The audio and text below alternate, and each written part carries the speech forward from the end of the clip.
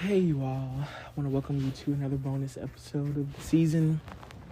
And just wanted to talk to you guys about the amazing, incredible speech, Kamala Harris did. My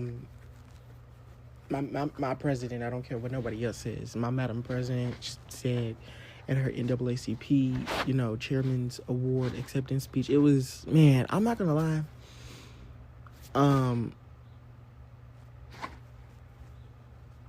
It was just that was everything I needed to hear from her. And so it's like, and I'm still not over November. Y'all already know that I'm still not over November 6th, 2024. That's a day that I will never ever forget about. And I don't know, hearing her discuss and talk about that, well, let me pull up the speech because I don't want to miss anything. Let me pull up the speech first. Let me pull up the speech real quick.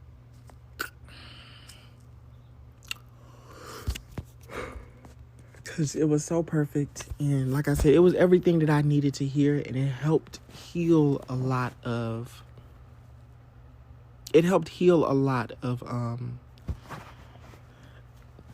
I don't even want to say anger, but it helped heal a lot of it helped heal a lot of the feeling of helplessness. Because like I said, I don't know if y'all already know how I felt about November 6th. One of the most, I've never felt that emotional feeling. I never felt an emotional feeling like that ever before. And I'm going to sound exaggerated when I say this, but in all honesty, it felt like I died, and it was like, it felt like I died and I was watching my own funeral in like real time. And I know that sounds very exaggerated, but that's just how it felt. And I know you're probably wondering, what does that mean? Like, when I say that expression, I'm just like trying to express the intense, grief and as well as helplessness of what that felt like. And I don't know, it was just I felt so much despair and loss. And I'm like, out of all the people I've lost people in my life, obviously, for some reason, it just, that struck me like super hard. Like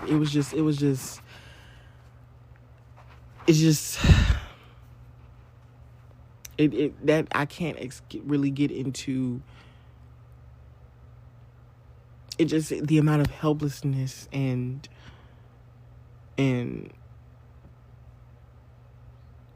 I don't know. It was a lot. But let's get into the speech. Before we get into that real quick, it cracks me up because people like to call this woman uneducated, unqualified. I don't care what anyone says. She's the most qualified person. Her accolades speak for themselves. Her record speaks for themselves. People constantly make lies about her and spew hatred, obviously, because she's a black African American and Native American and South Asian woman. And a lot of people crack me up on this planet. And that's another thing, because on November 6th, I thought that this country had a level of decency to know that everything that this woman warned us about was going to happen. And now that he's in office, everything that she warned us about is happening in real time and worse. And so it breaks my heart that November 6th was a wide, an open, wide moment for me to realize how much prejudice is still in the world. And it cracks me up because people like to say, oh, no, Trump isn't like that. Not even just Trump isn't like that. Oh, no, racism doesn't exist anymore. It cracks me up when people say that, because I'm like, did you forget what planet you live on?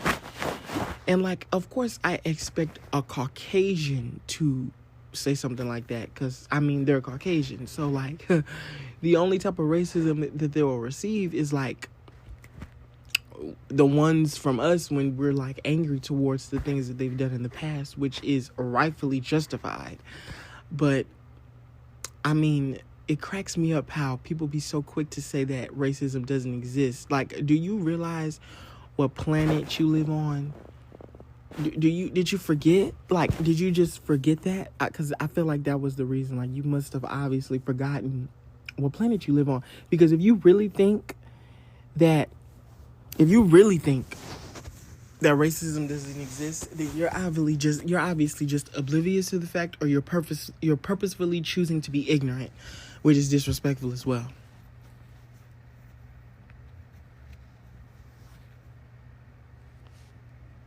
And the reason why this election had such a draining of emotion on me is because not only was it my obviously first time voting, and I voted for her, but because her campaign, especially with the short amount of time that she had, and I'm not trying to blame Biden, because I most definitely believe if he would have stepped out earlier, instead of letting his ego step into place, I most definitely believe she would have won. But even now, from what I know, the comments that Trump has made, like at his rallies talking about Elon is excellent with computers, on the news stations when he told the reporters that he doesn't quote unquote need their vote. What type of person seeking office, the highest office in America, says those type of things? You know what I'm saying? When Joe Rogan, which I'm surprised Elon hasn't gone after him for saying, when he revealed that Elon created an app that allowed him to know 4 hours before the election even started that he won the election, I was like, yeah, this man cheated. And it doesn't take when I tell you, even a blind person can know that this man cheated. And I see people in comments talking about, does she won? Yeah, we know. We know she won. Won because he flat out admitted to cheating multiple times. But of course, the thing is, ain't nobody gonna go after him though, because one, they're scared. Two, he has immunity, so basically he can really commit any crime that he wants to without having to face any type of consequences, because he has immunity. And so of course. And now that I'm thinking about it, I feel like that's why now I'm realizing that's probably why he was so bold to now that I'm really like, because I forgot about the immunity thing, but now that I'm thinking about it, that's probably most likely why he was so bold enough to say the things that he was, because he knew, one, can't nobody come after him for it legally, which is sad. It's very sad and very annoying too. But yeah, it's he most definitely cheated. One, statistically speaking, no president ever has gotten all 7 swing states. So for me to believe, in all honesty, that this man, out of all the people that lives on this planet, the one that talked about grabbing a woman by their private parts, a man who has been found guilty on 34 felony counts, and you know, I feel like the irony and the hypocrisy between, you know, this scenario of it happening minus the immunity is that it cracks me up how someone of his color will be praised for the many wrongdoings that this man has done. But I guarantee you, if that was a black man, if that was Obama who had all them counts, man, how much you want to bet that they would have got him impeached and kicked out of that office within one day? I promise you they would have. And whether people want to believe it or not, and to those who are saying, why are you all, it's not always about race, it's not, I hate to break it to you. Oh, I really hate to open your eyes to it, but unfortunately it is. Oh, and I also encourage you guys to watch Dear White People. It's my favorite show. Love it. When it was airing out, man, when I tell you, they couldn't handle the amount of truth and I forgot what type of show was it. The satire behind it, white people were so extra about it because they couldn't handle the truth. And it cracked me up, seeing them react that way. But yeah, definitely go watch Dear White People. It's on Netflix. It's an amazing show. Definitely missed that show. But yeah, back to what I was saying. It's sad. It's disheartening when people make comments like that. And see, that's why, in my opinion, and this is no offense to, because obviously it's not all white men. Obviously, it's not all white people who think that way. Obviously. But it's like, when it comes to the topic of Black history, when it comes to the topic of anything Black, that's why I honestly, and no offense, do not want to hear a Caucasian male's, especially, opinion on anything related. No offense, just me being honest. I just don't want any opinion coming from any type of Caucasian male. And it cracks me up, like I said, when I hear people say, oh, racism doesn't do this, oh, racism doesn't exist here. It does. You just choose not to see it. That's it. That's all. And y'all are prone to it. History has shown us that. And so, while I am very disappointed, and like I said, I don't care what anybody says, I know for a fact that after the comments that man make, and like I said, that explains him being so bold because he has immunity. That's most definitely the reason why he said what he said, because he knew nothing would happen. And it's crazy because I'm just now realizing that I forgot that he had immunity, and I was wondering because I'm like, why would you say those things? Especially, I don't need your vote. Why would you say those type of things? Why would you just carelessly say that? And then it dawned on me. I'm like, oh, wait a minute. I forgot this man got immunity, so he can really say anything he wants to say without even having to worry about being prosecuted. And I was like, and the crazy thing about it is the whole reason why this man ran for president was to avoid prison. That's the only reason. And it cracks me up how MAGA thinks that he actually did it for you. And when I read comments coming from MAGA, it just shows the lack of education. It really does. It's really an interesting thing. Like Kamala Harris said, it's an interesting thing, because I'm looking at these comments and they're talking about he's raising the debt ceiling so he can. I'm like, the way they're trying to justify it, because obviously he said that he's trying to save this and save that. If you need to save this and save that, you don't need to raise the debt ceiling. You wouldn't need to do that. But see, he needs to raise the debt ceiling because you know what he needs? He's a billionaire. And he has billionaire friends. And you know what they need and want? They want tax cuts. Yeah. And not just any tax cuts, but $3.4 trillion in tax cuts, which is why he wants to raise the debt ceiling. So basically, he wants to raise the debt ceiling for himself and those just like him. And it cracks me up because the way people justify it is though they think that they're going to be in this 1%, like, yeah, keep being the Lulu. Keep being there. And like Jasmine Crockett said, what cracks me up is those red states, especially Louisiana, all of them, y'all gonna feel it the most because y'all need it the most. Y'all need those programs the most that they're about to gut. Y'all need them the most. Trump has no idea what he's doing with any of the actions any action that he's done. He doesn't even know what he's doing. If it's executive order, I mean, but let me get into the speech. This evening, I was honored to accept the NAACP's Chairman's Award. I grew up inspired by the work of the NAACP, by all those who took up the fight for justice, equality, and opportunity. Their example is part of the reason I chose a life of public service.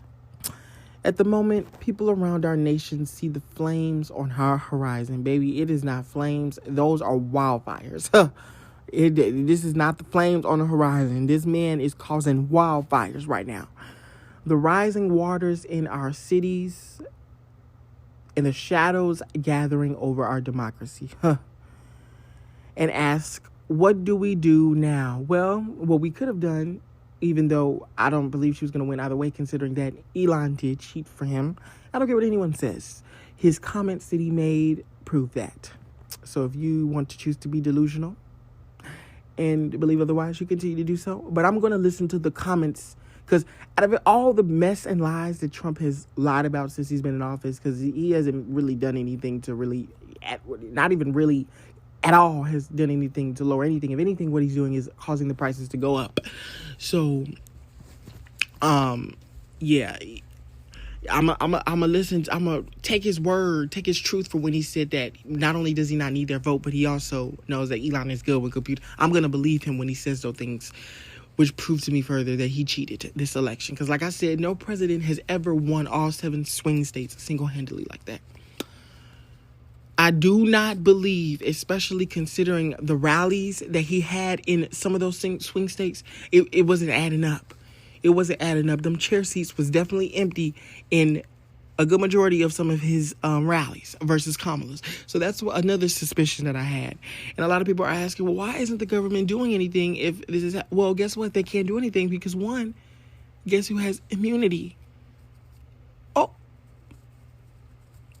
exactly. We know exactly what to do.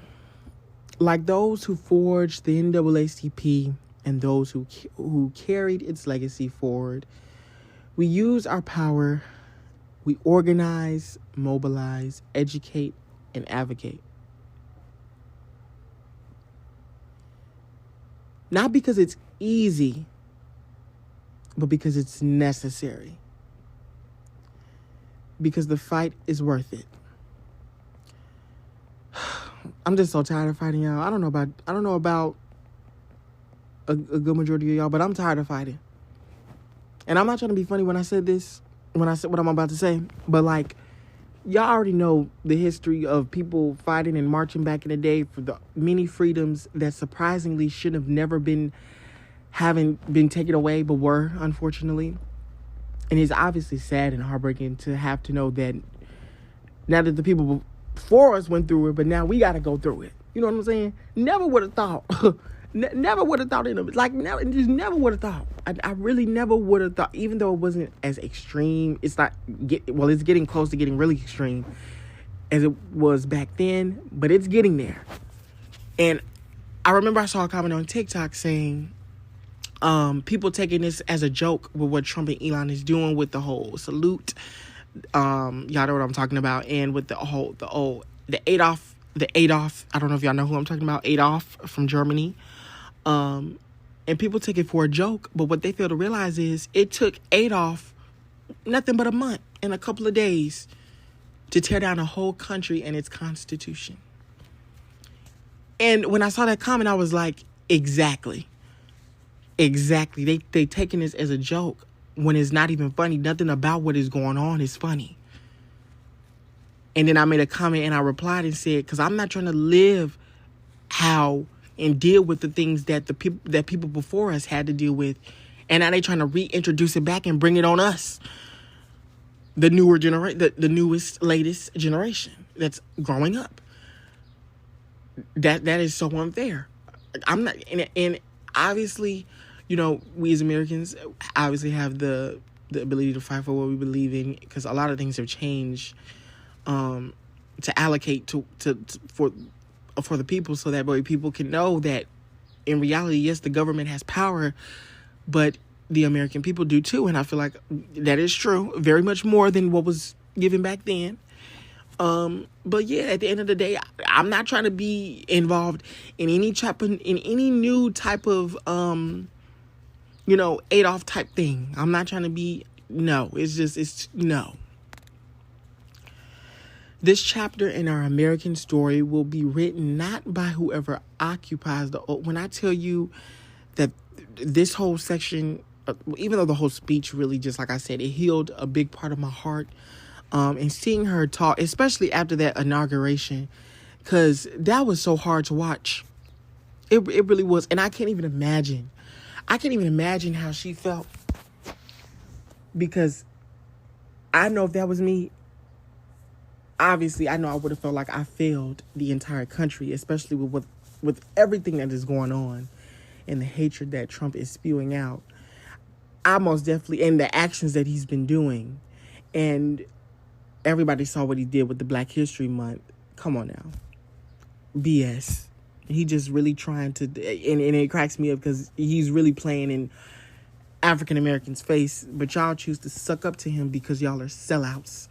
So that doesn't surprise me if you believe anything that man says, especially with the list of racial motivated things that he's done in his past, including I would never forget that story about the Central Park fire. I would never forget about that. Never ever.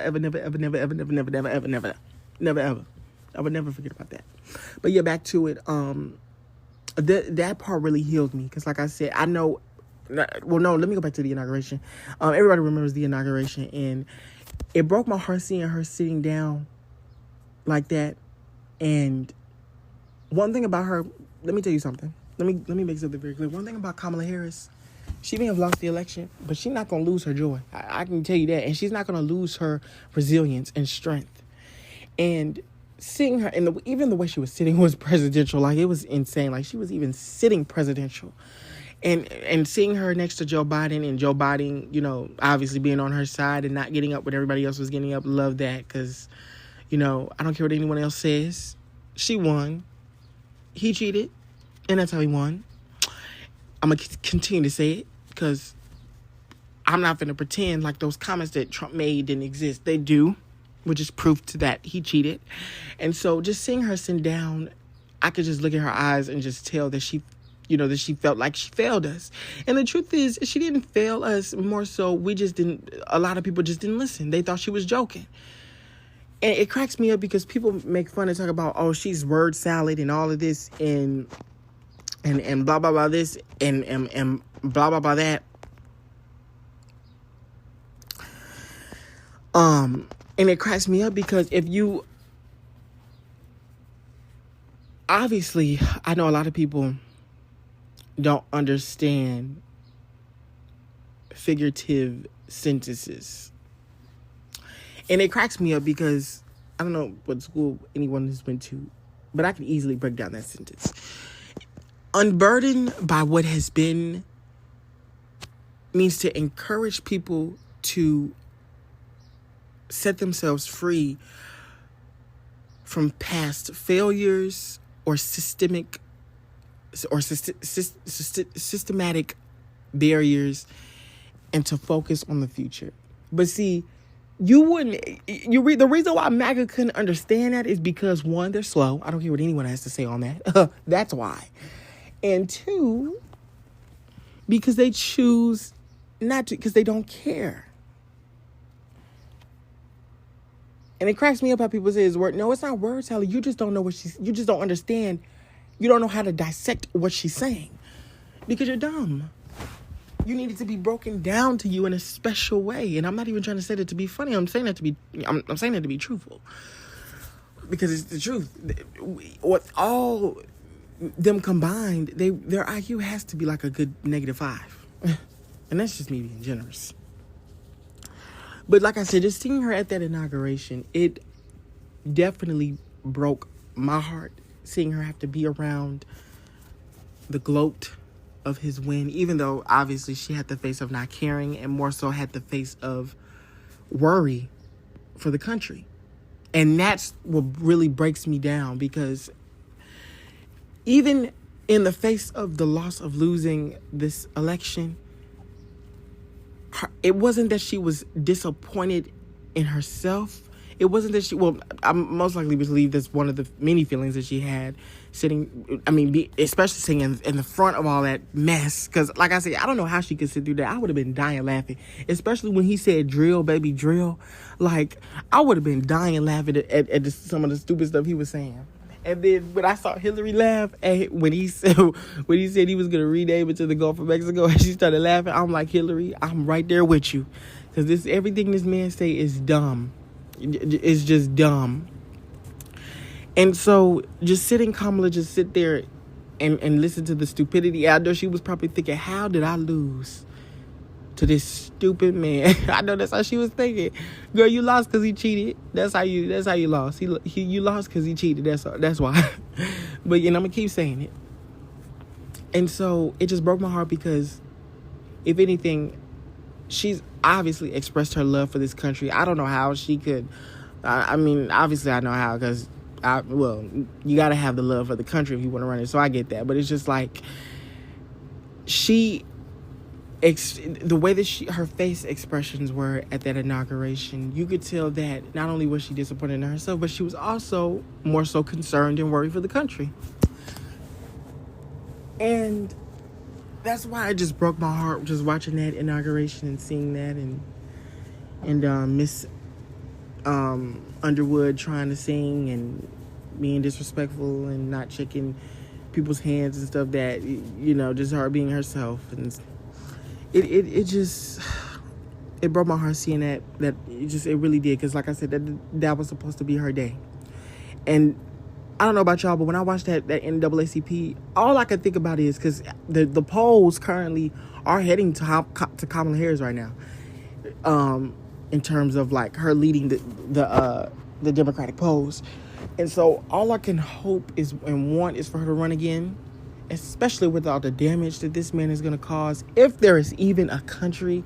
And let me not say that because I don't want to jinx the country, but she's going to have a lot of mess to fix up.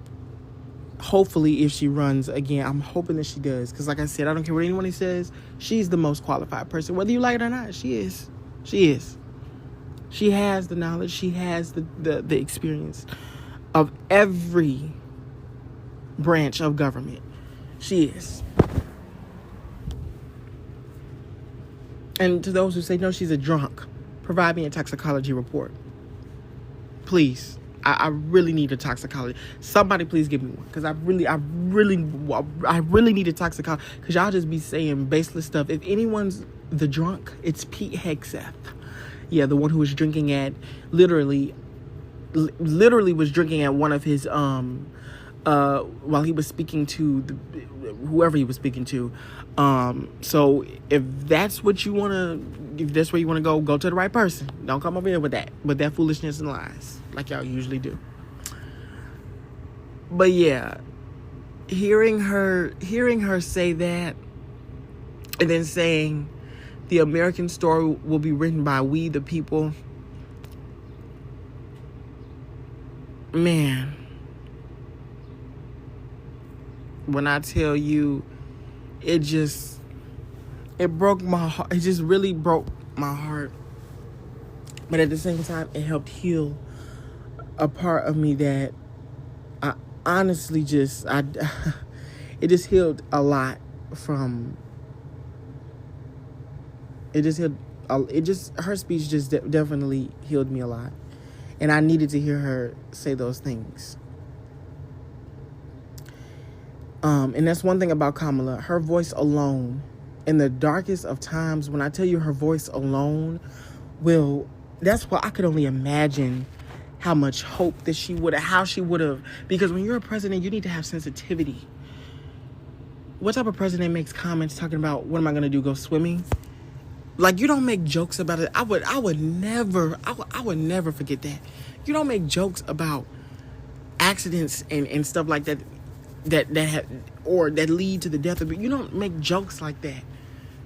That wasn't even funny. That was disgusting and disrespectful. But like I said,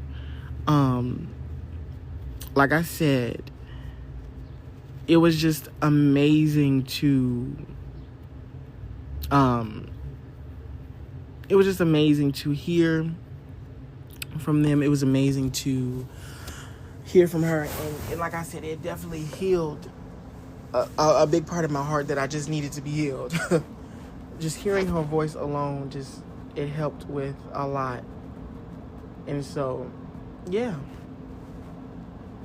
But